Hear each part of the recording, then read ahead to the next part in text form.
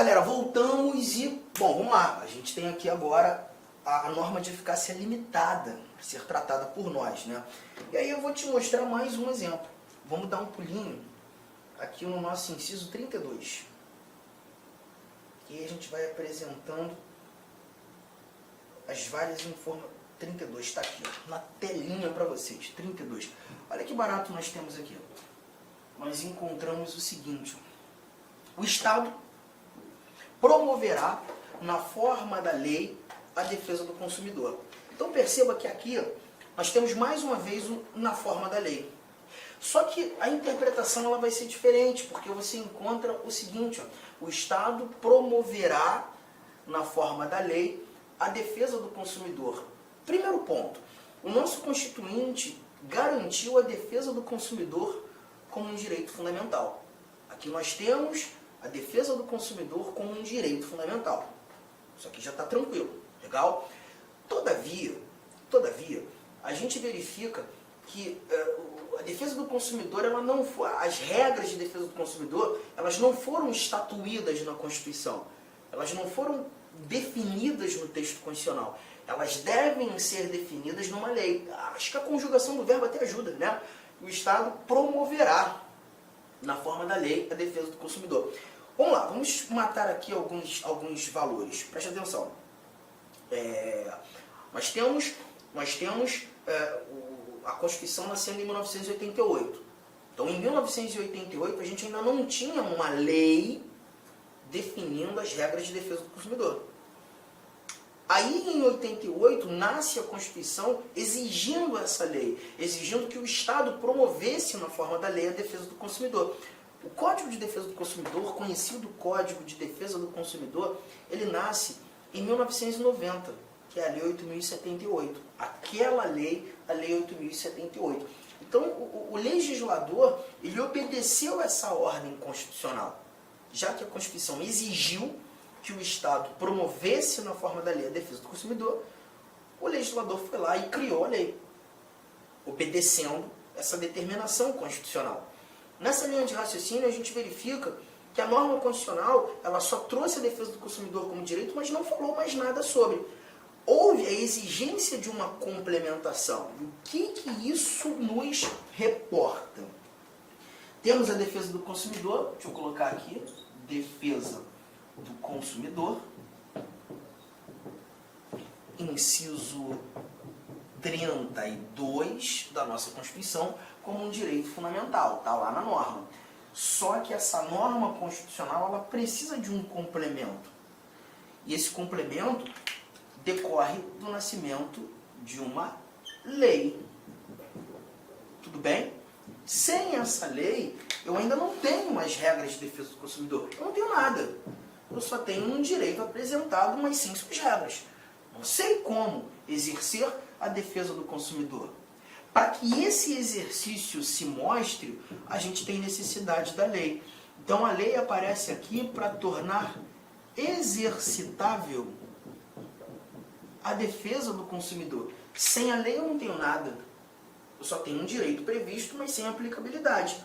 A lei agora ela não nasce para restringir o direito, ela não nasce para diminuir o direito, ela nasce para concretizar o direito. Há exigência da criação da lei. Você percebeu a diferença? Então aqui você já não mais fala de norma de eficácia plena, você já não mais fala de norma de eficácia contida, mas você traz a chamada norma de eficácia limitada. A norma de eficácia limitada, nesse instante, ela aparece justamente para garantir que um direito seja efetivamente exercitável pelo complemento legal. Então, peraí, vamos lá. A norma nitidamente não é completa. A norma constitucional nitidamente não é completa. Então, eu boto essa norma, tem o sentido, mais uma vez, não integral. Estamos juntos? Não integral. Só que, nesse caso, a aplicabilidade não é imediata. A aplicabilidade se mostra mediata, dependente de complementação dependente de complementação legal. Então, eu só vou ter efetividade na norma a partir do momento que surgir a complementação. E é essa complementação que vai fazer com que o exercício, com que a proteção, com que aquele direito seja genuinamente exercido por mim e por você. Para alguns doutrinadores, lembra, Maria Helena Diniz, né, ela traz outros nomes, e ela diz que essa norma é uma norma de eficácia relativa, de novo traz como relativa, mas diz ser dependente de complementação.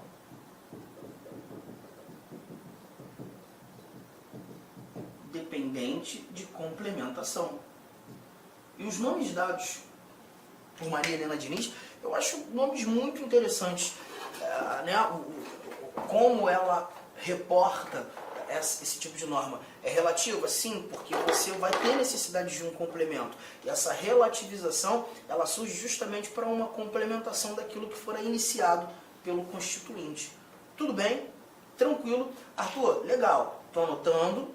Já dei aqui o pause, já anotei. Você tem mais exemplos? Temos, e é importante trazer exemplos. E aí a gente vai conhecendo o texto constitucional. Olha aqui o que a gente encontra nesse nosso primeiro inciso desse slide. Primeiro inciso desse slide. Nós temos aqui a abertura da liberdade de credo religioso. A abertura da liberdade de credo religioso. Aqui nós temos o seguinte, ó, olha aqui. É inviolável a liberdade de consciência e de crença, sendo assegurado o livre exercício dos cultos religiosos e garantida, na forma da lei, a proteção aos locais de culto e suas liturgias. Então a gente verifica que é garantida na forma da lei a proteção aos locais de culto e suas liturgias. Aqui então eu tenho a necessidade da lei para proteger os locais de culto. A necessidade da lei para proteger as liturgias.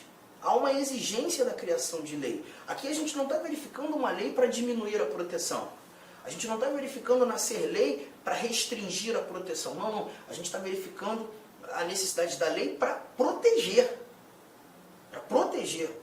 Norma de eficácia limitada. Assim como no inciso 6º, 7º, olha aqui, ó, é assegurada nos termos da lei a prestação de assistência religiosa nas entidades civis e militares de internação coletiva.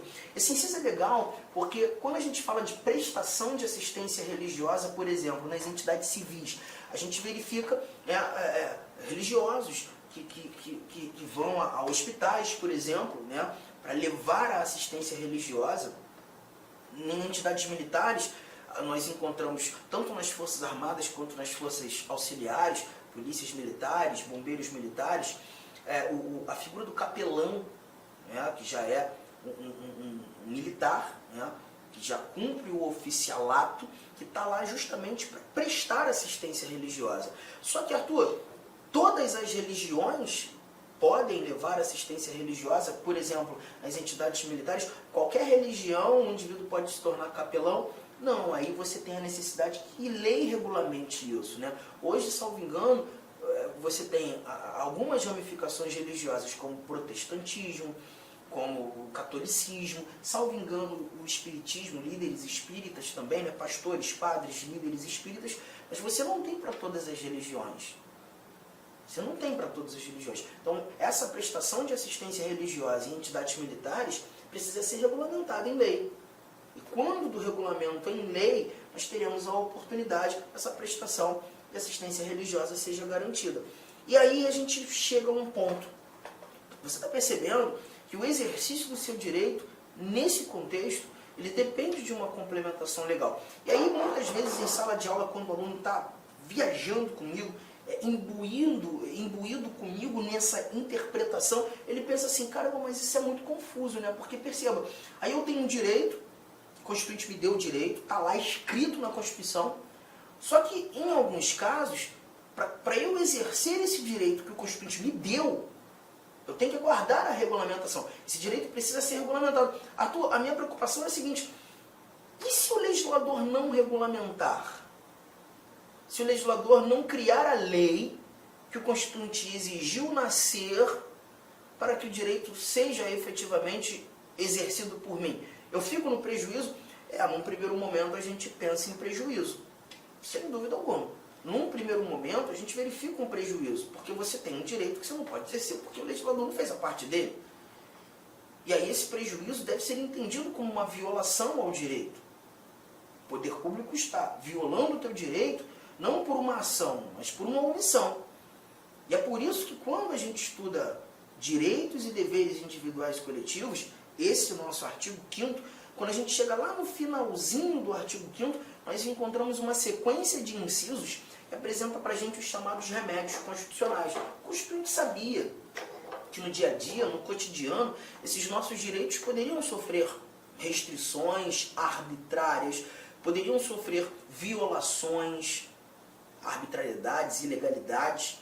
E para essas ilegalidades, para essas arbitrariedades, ou até mesmo uma omissão que configura uma violação, que é o caso aqui, o Constituinte nos deu remédios, que são ações judiciais, como regra geral. Nós teremos a oportunidade de levar ao conhecimento do Poder Judiciário, falar para o Judiciário, o Poder Público violou o meu direito.